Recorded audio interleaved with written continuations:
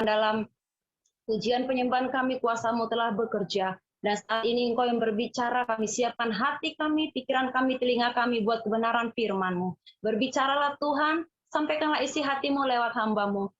Engkau yang mengurapi hamba-Mu yang terbatas ini dengan kuasa-Mu yang tak terbatas. Biarlah Engkau Tuhan yang berkata-kata, biarlah lewat perkataan bibir lidah hamba, hanya suara-Mu saja Tuhan yang keluar dari bibir lidah hamba-Mu, bukan perkataan hamba, melainkan kebenaran dan kuasa-Mu yang Engkau sampaikan lewat hamba-Mu kepada umat-Mu ya Tuhan. Terima kasih Bapa. Kami serahkan waktu kami ini Tuhan ke dalam tangan-Mu. Di dalam nama Tuhan Yesus kami mengucap syukur. Haleluya, haleluya. Amin. Shalom Bapak Ibu Saudara, kasih Tuhan Yesus. Haleluya. Saya percaya semua kita pasti berkemenangan luar biasa. Amin. Ya. Sebentar ya Saudara, saya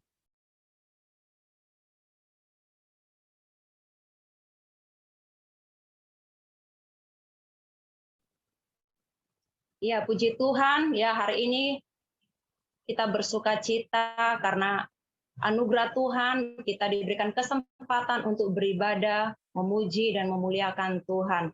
Tidak ada menjadi kesenangan kita selain di dalam hadirat Tuhan. Ya, untuk pembacaan firman Tuhan pada malam hari ini, kita buka firman Tuhan dari 2 Tawarik 20 ayatnya yang pertama sampai ayatnya yang keempat. Saudara boleh baca di tempat saudara masing-masing, mute-nya tetap ditutup saudara kasih ya, jangan dibuka supaya suara boleh jelas terdengar kepada kita semua. Firman Tuhan 2 Tawarik 20 ayat 1 sampai 4. Kemenangan atas Moab dan Amon, akhir pemerintahan Yosafat. Setelah itu Bani Moab dan Bani Amon datang berperang melawan Yosafat bersama-sama pasukan orang Meunim. Datanglah orang memberitahukan Yosafat, suatu laskar yang besar dan datang dari seberang Laut Asin dari Edom menyerang tuanku. Sekarang mereka di Haseson Tamar, yakni En-Gedi. Yosafat menjadi takut, lalu mengambil keputusan untuk mencari Tuhan. Ia menyerukan kepada seluruh Yehuda supaya berpuasa. Dan Yehuda berkumpul untuk meminta pertolongan daripada Tuhan. Mereka datang dari semua kota di Yehuda untuk mencari Tuhan. Puji Tuhan, ya. Di sini saya mengambil tema firman Tuhan malam hari ini adalah menghadapi masa kegoncangan. Nah, kita akan belajar bagaimana kita menghadapi goncangan yang terjadi di dalam kehidupan kita. Akhir-akhir ini banyak sekali goncangan yang terjadi. Ya. Berita-berita yang menakutkan, kabar-kabar yang menggentarkan, banyak sekali yang membuat kita menjadi takut, yang membuat kita menjadi cemas, membuat kita menjadi gelisah, ya. Tapi biarlah lewat firman malam hari ini. Enggak, itu bukan rekaman direkam. Raja Yosafat. Raja Yosafat ini adalah raja yang takut akan Tuhan. Kita berkata, bahwasanya arti Yosafat itu adalah hakim. Atau Allah adalah Yahweh. Ya.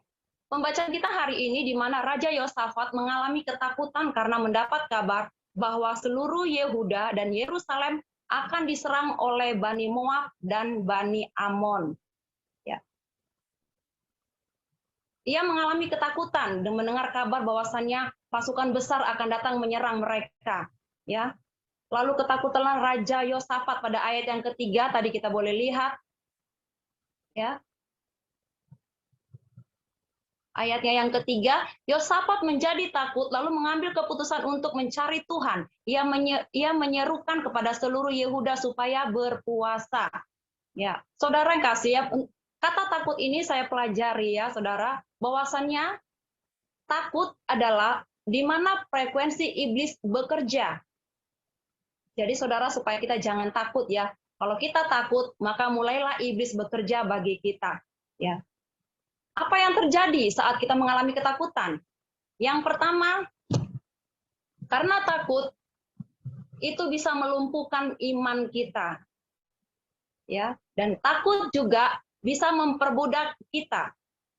Lalu takut juga bisa merampok dan menghancurkan iman kita.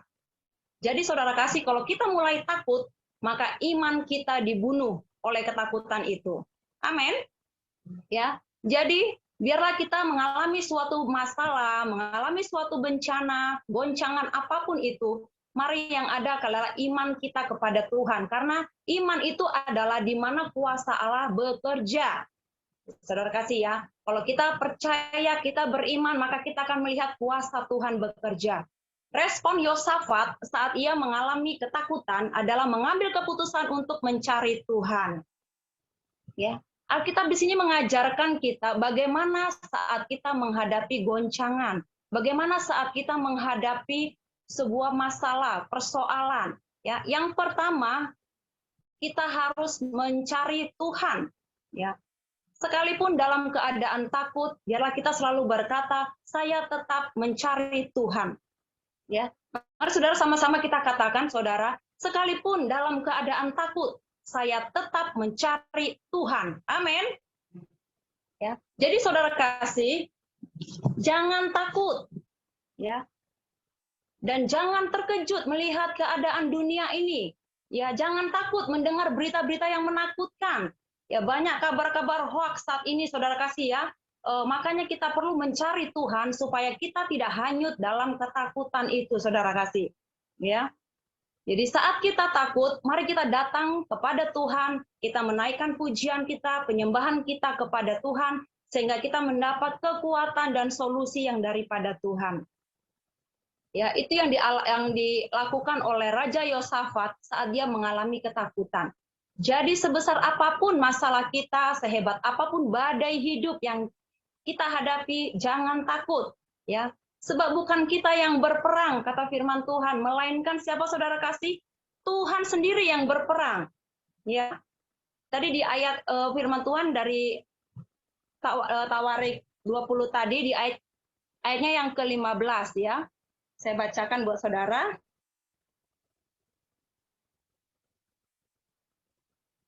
Dan berseru, camkanlah hai seluruh Yehuda dan penduduk Yerusalem dan tuanku Raja Yosafat. Beginilah firman Tuhan kepadamu. Jangan kamu takut dan terkejut karena laskar yang besar ini. Sebab bukan kamu yang akan berperang, melainkan Allah. Haleluya. Saudara kasih, ini kita diingatkan, saudara kasih, ya, supaya kita jangan takut, jangan terkejut dengan hal-hal apapun yang kita hadapi. Ya, tetaplah kita datang kepada Tuhan. Karena bukan kita yang akan berperang, melainkan Tuhan sendiri. Amin.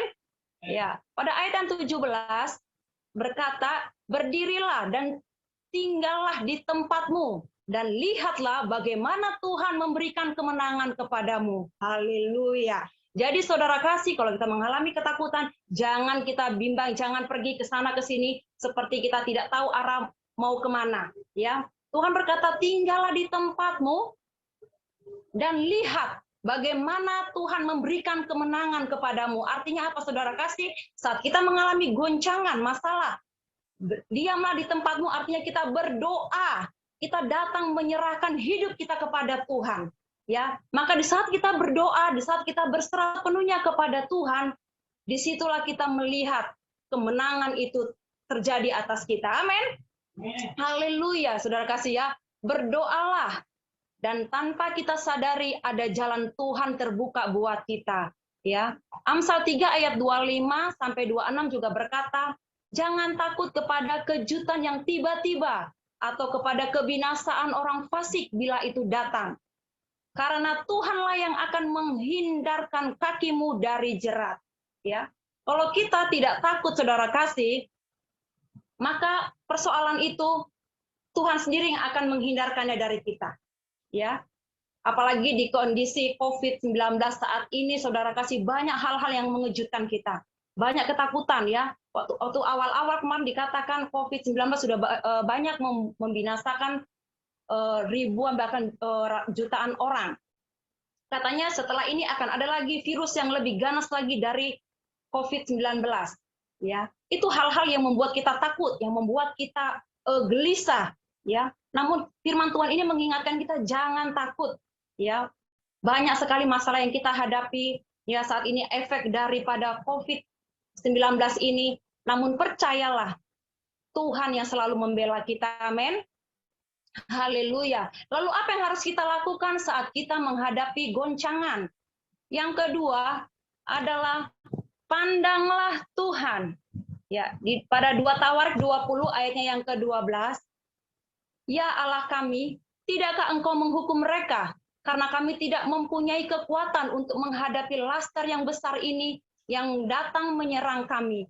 Kami tidak tahu apa yang harus kami lakukan, tetapi mata kami tertuju kepada Tuhan. Ya, haleluya. Saudara kasih, kami juga di sini banyak mengalami goncangan-goncangan dalam kehidupan, ya baik itu ekonomi, ya baik itu keadaan, ya banyak sekali goncangan masalah yang kita hadapi. Namun satu hal, firman Tuhan selalu mengingatkan kita selalu, pandanglah Tuhan yang besar, pandanglah Tuhan yang ajaib, pandanglah Tuhan yang mampu membukakan jalan-jalan kepada kita. Pandanglah Dia yang mampu membukakan tingkap-tingkap di langit dan mencurahkan berkat-berkatnya bagi kita. Amin. Saudara kasih, sini saya akan sedikit kesaksian ya. Seharusnya sih adik saya, Mami Jason, tetapi karena dia terhalang, jadi tidak apa-apa saya wakilkan ya sedikit kesaksian ya. Ini karena sudah 1 tahun lebih keluarga adik kami ini tidak lagi bekerja ya karena COVID-19. Mereka tadinya suami istri bekerja di kapal pesiar ya. Setelah COVID sampai saat ini mereka sama sekali tidak bekerja, otomatis tidak ada pemasukan, ya, mengalami krisis keuangan, ya, bahkan benar-benar zero, benar-benar zong, ya saudara kasih, tidak ada pemasukan sama sekali. Lalu bagaimana mereka bisa hidup, ya? Disinilah kita melihat kuasa Tuhan bekerja, saudara kasih, ya, waktu mengalami begitu beratnya ujian, cobaan-cobaan di saat COVID ini, ya adik kami sampai berserah kepada Tuhan, dia berkata, Tuhan cepatlah panggil saya.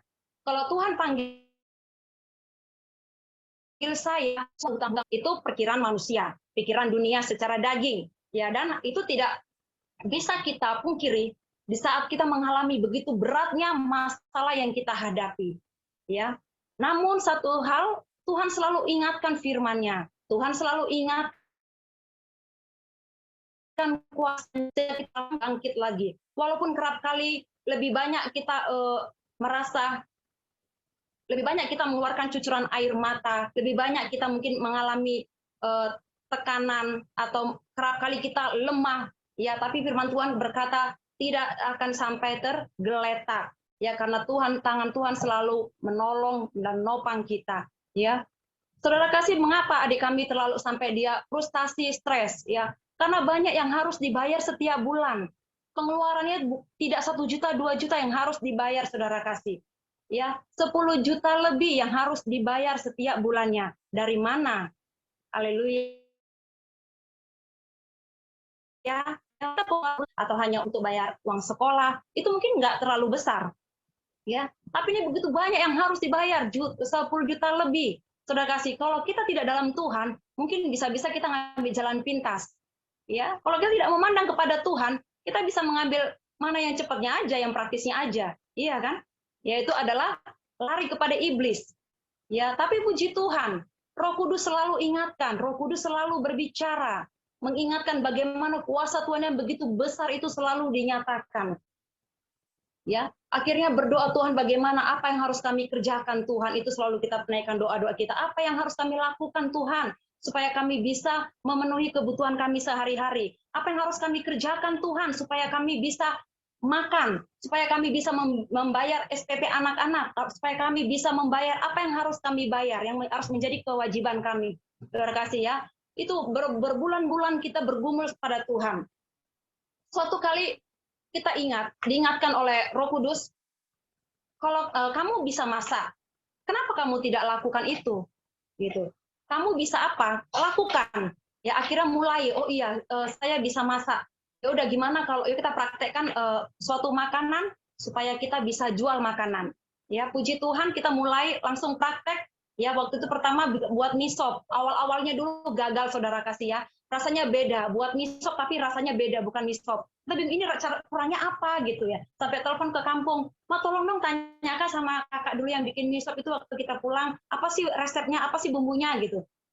Ternyata tidak dapat, saudara kasih ya, nggak dapat juga. Akhirnya lihat-lihat YouTube banyak sekali, tapi berbeda-beda ya, resep yang satu dengan yang lain itu berbeda-beda. Akhirnya dengan hikmat Tuhan, udahlah dengan resep apa namanya itu resep feeling aja ya, feeling. Akhirnya puji Tuhan berhasil untuk yang kedua kali. Ya, akhirnya kita masak banyak, semua keluarga besar menikmati, semua berkata enak. Semangat dong gitu kan. Wah, berarti udah bisa dong jualan, bisa gitu. Oke, akhirnya kita putuskan, oke kita buka, kita jualan misop gitu ya, misop ayam, misop Medan gitu. Setelah kita dapat ide itu, masih ada pertanyaan lagi. Tuhan dari mana modalnya? Iya, saudara kasih. Nggak mungkin dong kita cuma mau masak hanya untuk seporsi, 2 porsi. Kita butuh perlengkapan, kita butuh segala macam perlengkapan untuk membuka usaha warung ini. Ya, dari mana modalnya Tuhan? Ya, kembali kita lagi menangis, bercucuran air mata berharap kepada Tuhan. Karena kita sadar kalau kita berharap kepada manusia pasti kita akan dikecewakan. Tuhan, kami hanya mau berserah dan berharap kepadamu saja Tuhan. Kami percaya Tuhan pasti buka jalan. Ternyata puji Tuhan. Tidak waktu lama saudara kasih, Tuhan tunjukkan kuasanya. Ya, tiba-tiba Tuhan datangkan uang yang kami perlukan. Amin. Ya, bahkan saudara kasih, kita untuk membeli perlengkapan ini pun tidak tahu kemana harus membeli. Tetapi begitu adik kami Juni ini otak-atik OLX saudara kasih ya, itu ternyata dapat. Tuhan tunjukkan orang-orang yang kebetulan mereka bangkrut saudara kasih, dan perlengkapannya dijual murah gitu ya. Otomatis senang dong kita, wah puji Tuhan ya. Harganya bahkan bukan dari setengah harga ya, bahkan sampai 1/4 harga mereka lepas, mereka jual kepada kita. Itu hal yang luar biasa gitu ya. Satu persatu, tahap demi tahap Tuhan tunjukkan kuasanya gitu. Maka kita di situ sangat luar biasa melihat kuasa Tuhan nyata kita saksikan ya. Singkat cerita, saat ini kita sudah membuka warung misop, itu semua anugerah Tuhan. Ya, kalau kita pikir-pikir modal dari mana itu, dan modal yang kita keluarkan juga banyak modal kecil, dan itu sangat luar biasa, semua karena karya anugerah Tuhan. Itu saudara kasih ya. Jadi biarlah kita selalu pandanglah Tuhan kalau kita menghadapi masalah, menghadapi sakit penyakit, menghadapi apapun itu, pandang saja kebesaran Tuhan. Amin. Haleluya, haleluya. Luar biasa saudara kasih. Lalu yang ketiga, bagi apa yang harus kita lakukan saat kita menghadapi goncangan? Hiduplah dalam pertobatan. Ya saudara kasih, di bacaan kita dari 2 Tawarik 17 ayat yang ke-3 sampai ke-6. Ya saudara kasih, di situ dikatakan, Yosafat hidup mengikuti jejak yang dahulu Daud dan leluhurnya. Ya, ia hidup takut akan Tuhan, sehingga Tuhan selalu menyertai Yosafat dan memberkati Yosafat. Ya. Jadi Yosafat ini saudara kasih hidup takut akan Tuhan. Dia mengikuti cara hidup nenek moyangnya. Dia mengikuti cara hidup orang terdahulu yang takut akan Tuhan.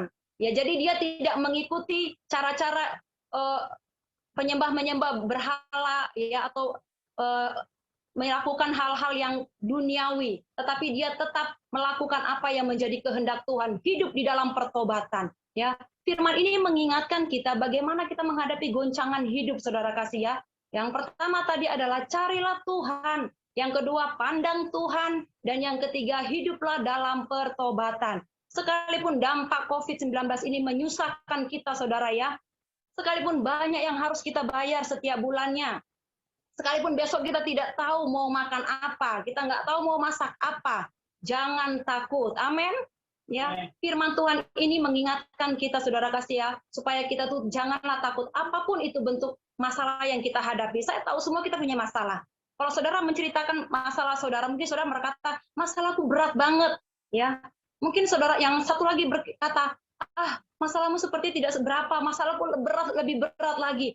Saudara ingat, ya, Tuhan jauh lebih besar dari masalah saya dan saudara. Amin. Jadi jangan pernah kita takut. Haleluya. Ya. Lalu ayat firman Tuhan ini biarlah menghiburkan kita, mengingatkan kita sebagai ayat penutup juga firman Tuhan pada malam hari ini, yaitu Habakuk 3 ayat yang ke-17 sampai ke-19. Firman Tuhan ini tidak asing lagi bagi kita. Yaitu sekalipun pohon ara tidak berbunga, pohon anggur tidak berbuah, dan hasil pohon zaitun mengecewakan. Sekalipun ladang-ladang tidak menghasilkan bahan makan, kambing domba terhalau dari kurungan, dan tidak ada lembu sapi dalam kandang. Namun aku akan bersorak-sorak di dalam Tuhan, beria-ria di dalam Allah yang menyelamatkan aku. Allah Tuhanku itu kekuatanku, yang membuat kakiku seperti kaki rusa, yang membiarkan aku berjejak di bukit-bukit. Amin. Haleluya, saudara kasih. Ini adalah firman Tuhan yang mengingatkan kita, bahkan saya pribadi juga diberkati, kerap kali memang apalagi sebagai ibu rumah tangga, kerap kali kita mengalami banyak hal ketakutan. Ya, banyak hal yang membuat kita sekarang cemas. Ya, apalagi kita berpikir, aduh besok bagaimana, bulan depan bagaimana. Ternyata ini firman Tuhan juga mengingatkan saya, menegur saya supaya saya tidak takut. Ya, dan puji Tuhan, begitu saya membaca dan merenungkan firman ini, saya mendapatkan kekuatan yang baru. Saya percaya Bapak Ibu Saudara juga pasti mengalami hal yang sama. Amin. Amin. Puji Tuhan, demikian saudara firman yang saya sampaikan pada malam hari ini. Kita mengucap syukur kepada Tuhan, mari kita berdoa. Ya Allah Tuhan kami yang ajaib, terima kasih buat firman-Mu yang kami dengar pada malam hari ini Tuhan. Kiranya Roh-Mu yang mengajari kami lebih dalam lagi bagaimana kami menghadapi goncangan hidup. Hamba-Mu yang terbatas ini berkata-kata, namun kami percaya Engkau Tuhan yang tidak pernah terbatas. Engkau terus yang menafsirkan, Engkau terus yang mengajari, yang menyampaikan firman-Mu kepada setiap kami yang mendengar pada malam hari ini. Biarlah Tuhan Engkau terus mengingatkan kami saat kami mengalami goncangan hidup. Biarlah kami selalu mencari Tuhan. Biarlah kami memandang Tuhan. Dan kami tetap hidup dalam pertobatan. Terima kasih Bapa. Biarlah kami menjadi umat pemenang menghadapi segala persoalan hidup. Di dalam nama Tuhan Yesus, kami mengucap syukur. Dan sebagai rasa syukur kami Tuhan, kami juga akan memberikan persembahan kami kepada Tuhan sebagai ucapan syukur kami. Biarlah persembahan yang kami persembahkan malam hari ini boleh dipergunakan untuk pekerjaan Tuhan, untuk memperluas kerajaan Allah di muka bumi ini. Berkatilah jemaat-Mu Tuhan yang memberi, dan Engkau yang mengembalikan berlipat-lipat kali ganda. Engkau yang memberkati usaha, pekerjaan, dan apapun yang dikerjakan oleh umat-Mu Tuhan. Tuhan buat berhasil dan beruntung. Terima kasih Bapak. Inilah persembahan kami berikan dengan rela hati. Haleluya. Amin.